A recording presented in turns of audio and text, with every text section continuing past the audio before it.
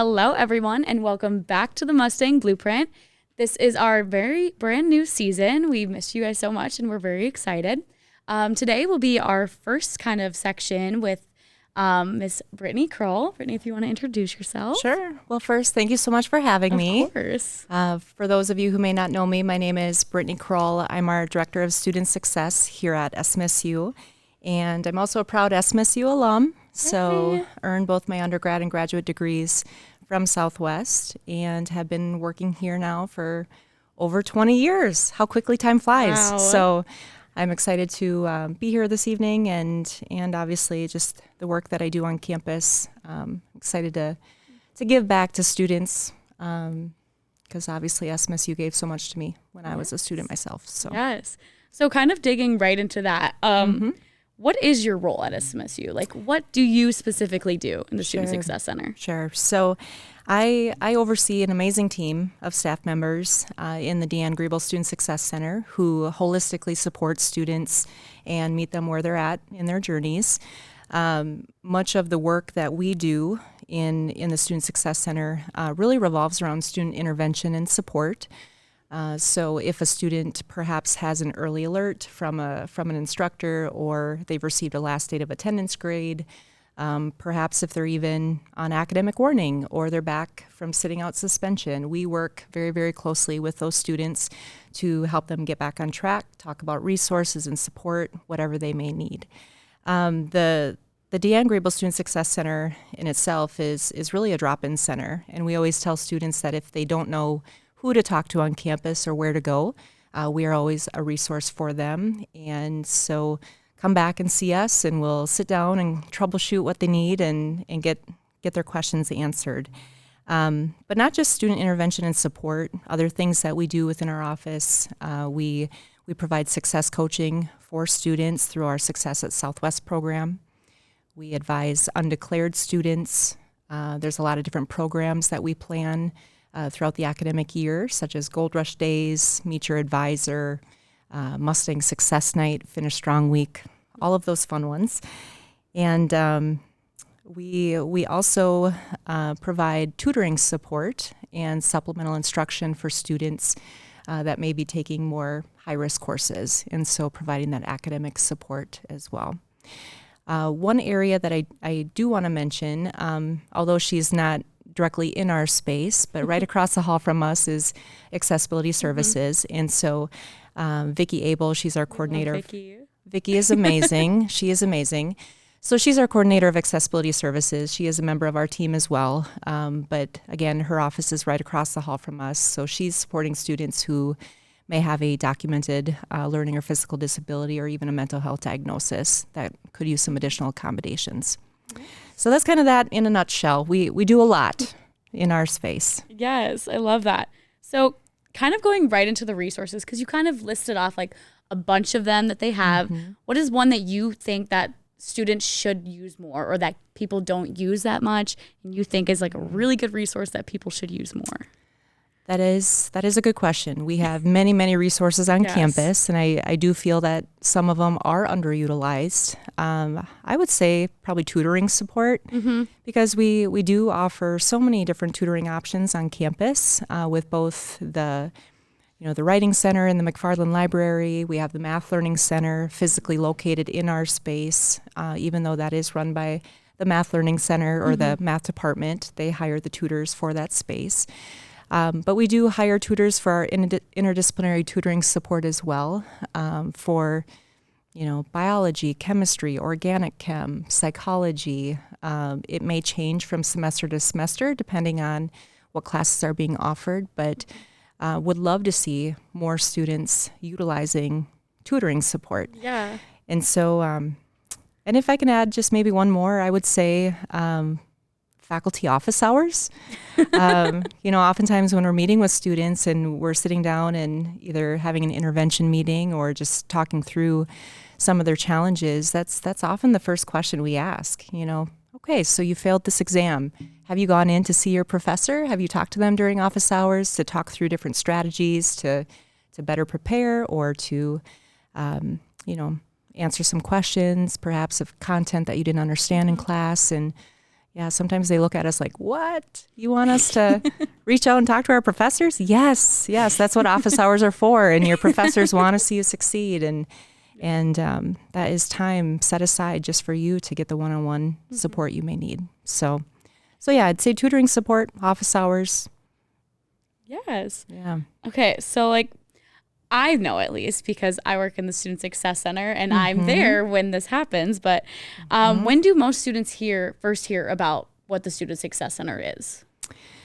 There's a variety of different ways that we share information about what we do. I would say, it can start as early as prospective student visits to campus.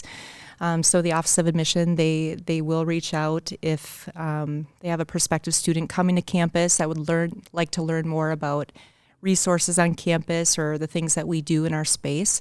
And so we meet with many families then. After that, I would say during big visit days that the Office of Admission plan throughout the year. I forget what their Discover Days. I was like, what are they called? Discover Days. So they always have one in the fall, winter, spring, and summer. And so we're often there tabling for our office and sharing all the information with prospective students and families.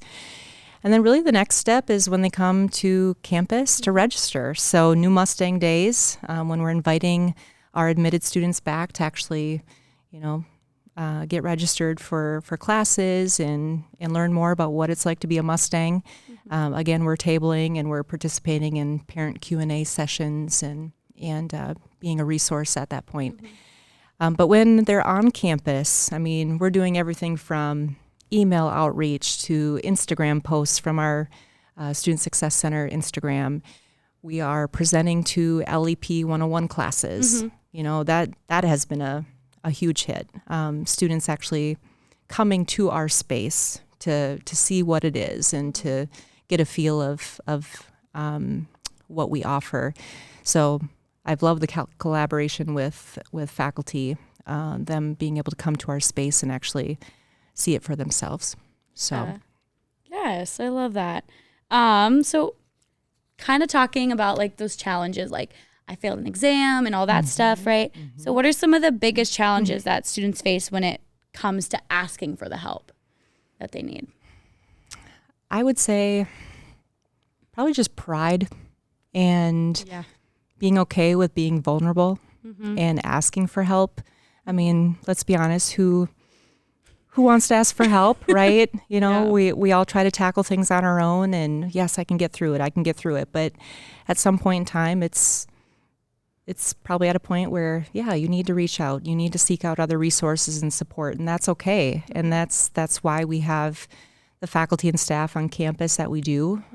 We all have servant hearts. We want to, share that with students and make sure that they're supported, and that's why we work here, right? Yeah. So I think just being open to asking for help, and I know that's harder for some than others. Yes. But and also knowing when that appropriate time is to ask for help. Yes. I understand students want to I can do this, I can get through it. Yes. And I respect that. I really do.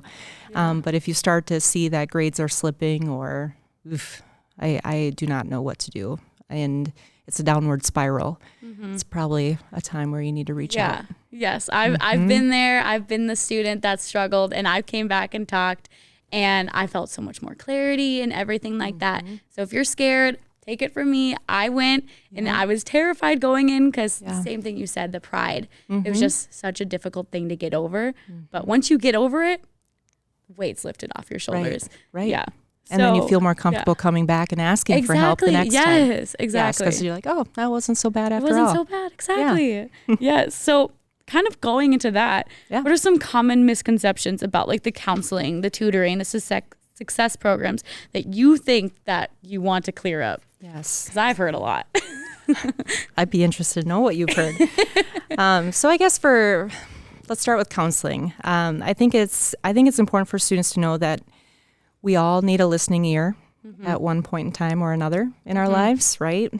Challenges are going to come up, and it's important to know that help is available and people care, and they don't have to navigate them alone.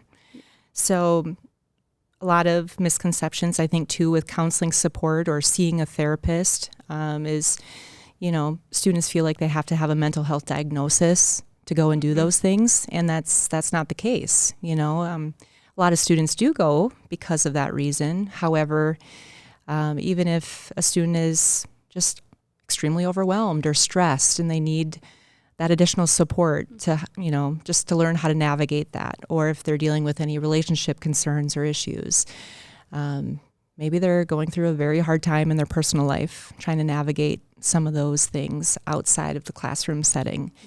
Those are all very, very good reasons why they would want to go seek help from a counselor. I would say another one for like tutoring support.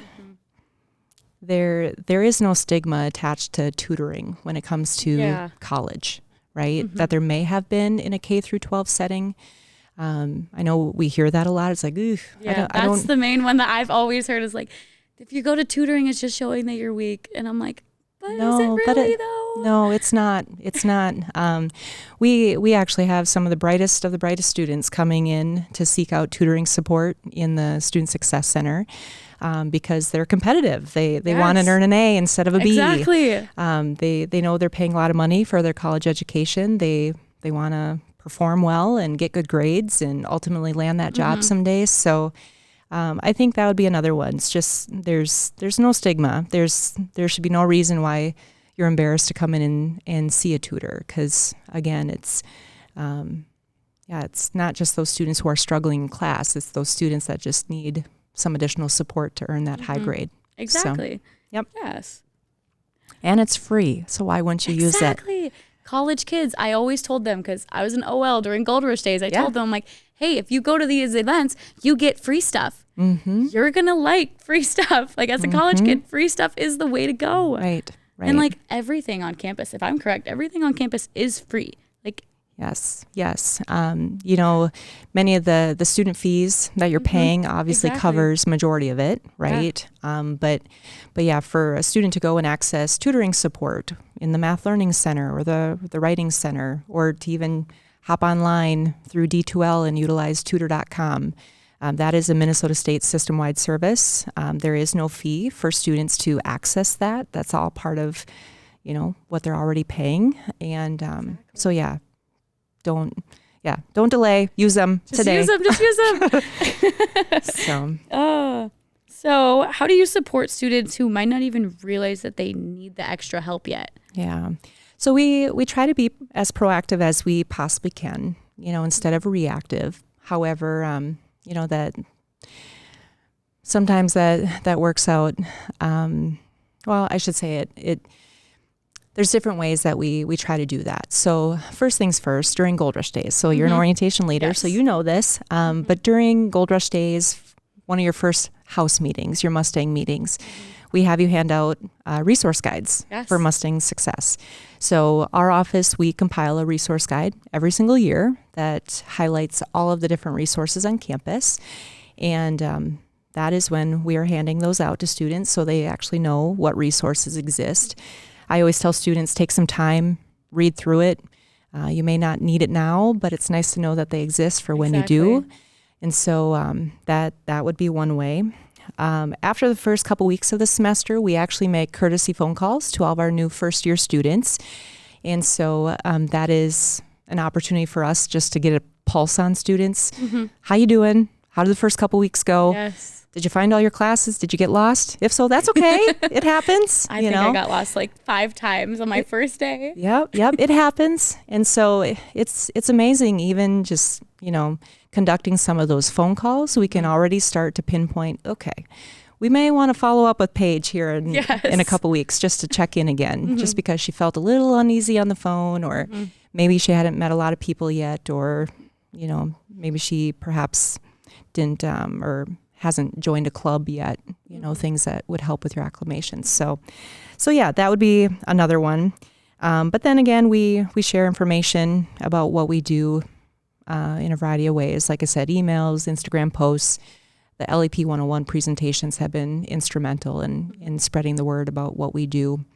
And oftentimes it's those students that are sitting there like, yes, I do need that. And then that's when they come forward to ask for that help. Yes. So this one, it's not on your paper, so you're not able to prep for this one. Oh, that's okay. Okay. So you kind of talked earlier about the early alerts. Yes. Yes. So can you like describe like what is an early alert like and kind of just that whole process of it? Yes. So great question. So most college campuses have an early alert process or an alert system. And so it's essentially a way for support staff to identify students who may be considered at risk. And how we do this is we do work directly through our faculty and the classes that they teach. And so our current process is we send out a survey to all of our teaching faculty twice a semester. So during week 3 and then again during week 7, which is actually this week. Coming up, this week.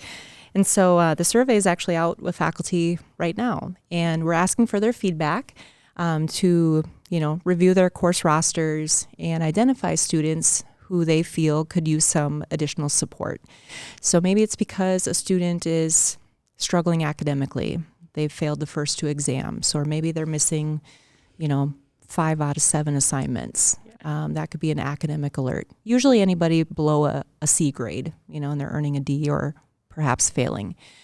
Another alert type would be an attendance alert. So, that's pretty self-explanatory. If a student has not shown up to class or they're missing class a lot, perhaps even late, that would be an attendance alert.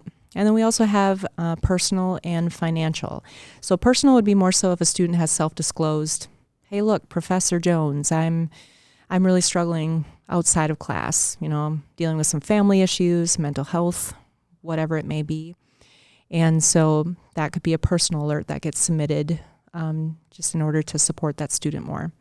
And then financial alert would be more so if the student has self-disclosed that financially they're struggling. Maybe they're having a hard time making ends meet. They don't have the funds to be able to buy their books, put food on the table, feed their family if they're an online learner, or even an on-campus learner if they have a family at home. So when those alerts come back to our office, we actually have an early alert intervention team that will then reach out to students. And so we have a number of folks, not just on our staff, but across campus in athletics, College Now, the Office of Diversity and Inclusion, the Center for International Education. And so they then reach out to the students that they're most connected to address those alerts.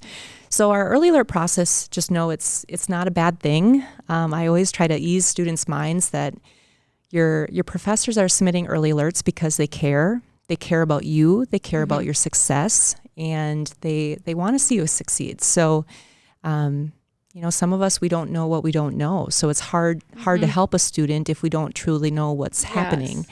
And our professors are a great advocate for getting the support that students need. Okay. So you're kind of talking about like how you see, like kind of like how do you see success in the program? Like how do you measure that? Like is it strictly based on the grades, the retention, like the confidence in students, or is there like something else going on in there? Yeah. So great question, because obviously assessment is huge. We assess in a variety of different ways. So, with programs, we're assessing participation. How many students actually showed up to a program? What did they learn? Okay. How does that compare to previous years? Other things that we look at, we review grades. We review what we call DFW grade reports.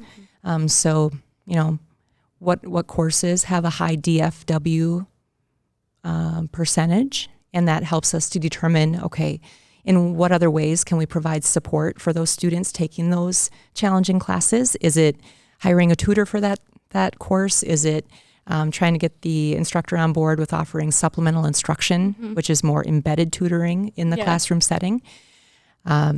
We take a look at, students in our Success at Southwest program and, how many students, based off of how many credits they attempted, how many did they actually earn? Did they complete all the credits that they attempted? Yeah. And then, of course, most importantly would be retention. the retention rates of our students. Yeah. Our office is kind of the primary go-to office for, retention initiatives and things like that, even though it is a campus-wide effort. But yeah, we're evaluating that every semester once students register. Yeah. Awesome. Okay, so I have another question. Since you did say that you are an SMSU graduate. Yes. Yes, we love Proud alum. We love it. Yes. Proud alum. What is some things that have changed in the resources since you were here as a student? Gosh, so many things. I can honestly say I don't remember all the resources that SMSU offered back then. It was SSU back then. Oh, yes. Dating myself. But I know they existed. They definitely did, but not as many as we have today. And maybe it's just, how we're promoting them now. Students are utilizing them more. But, now, we have a Mustang Market. We have a food and resource pantry. That never existed back when I was a student. We also have emergency grants that students can apply for if they are struggling financially. They can't afford their books, or all of a sudden they had to have surgery and now they're contemplating whether or not they can continue with school because of all their medical bills. We have emergency grants that they can apply for and perhaps get some funds so that way they don't feel like they have to drop out. Even the Student Success Center, we had resources like that back in the day, but they're kind of one person offices and a while back is when we created more of a Student Success Center, like a one-stop shop for students to come to address many needs. And so I think that has been very helpful too. And then also I have to give a shout out to MnState, the system office, because, resources like tutor.com and Mantra Health, yes, which is the online mental health wellness platform. Those are things that have never existed before. And so with the support of Minnesota State, they're providing resources for not only our students, but students system-wide that they can tap and help with their success. So yeah, there have been many, many changes, all for the better. Again, not saying that they didn't exist back in the day, but we definitely have more, I feel like. SMSU, not only is enrollment important, but I've also seen a shift over the 20 plus years I've worked here where student success is now a priority. And I love that, not only should we get them through the doors, but we need to figure out how to keep them and support them and help them to make it to graduation day. And you can definitely see that is happening. Perfect. So, yeah. So now that we're getting closer to the end, is there any lasting advice that you think all SMSU students or faculty or anyone who's even thinking about going to a four-year institution, what do you want to say to them? Ooh, lasting kind advice. Kind of a big one. It is a big question. I got her. I know. Her thinking. I know. Lasting advice. Ask for help. Educate yourself on all the resources and support that is available to you as a student. And just remember that we are all here to support you during your journey. And so whatever question you have, whatever concern you have, we're going to sit down, we're going to talk through it, and we're going to help you to get back on track. So build those relationships with faculty and staff. That is very important, and that's why we see a lot of students coming back to our space to not only ask more questions, but also just to hang out in our space because we've built that relationship with them, that rapport, and they feel comfortable in our space and love being there. So relationship building is huge because, you just never know when you're going to need a recommendation letter or you need some advice, and I still reach out to many of the faculty that I had, even as a student. So, that's what I would say. All right. Now, if you just want to say one more time, where is the Deanne Grubel Student Success Center located? Yes, I definitely can do that. So, the Deanne Grubel Student Success Center is located on the second floor of the Individualized Learning IL building, 224 And so if you know where the financial aid office is, registration, business services, we are just right upstairs. It's big. There's lots of windows. Yes. Very nice. Very warm. Yes. Yes. I'm most likely there if you're there at 8 a.m. Yeah. If you want to see me. Yeah. Yeah. You can help them out. But no, it's a wonderful space. You know, even if you don't have a meeting with us, I mean, come and just study in our space. Like you said, a lot of natural light, and it's very warm and welcoming, and yeah, it's a wonderful space to be. So come see us. Perfect. All right. Well, that is all for this episode of the Mustang Blueprint. Thank you so much for joining us, and we will see you all in the next one.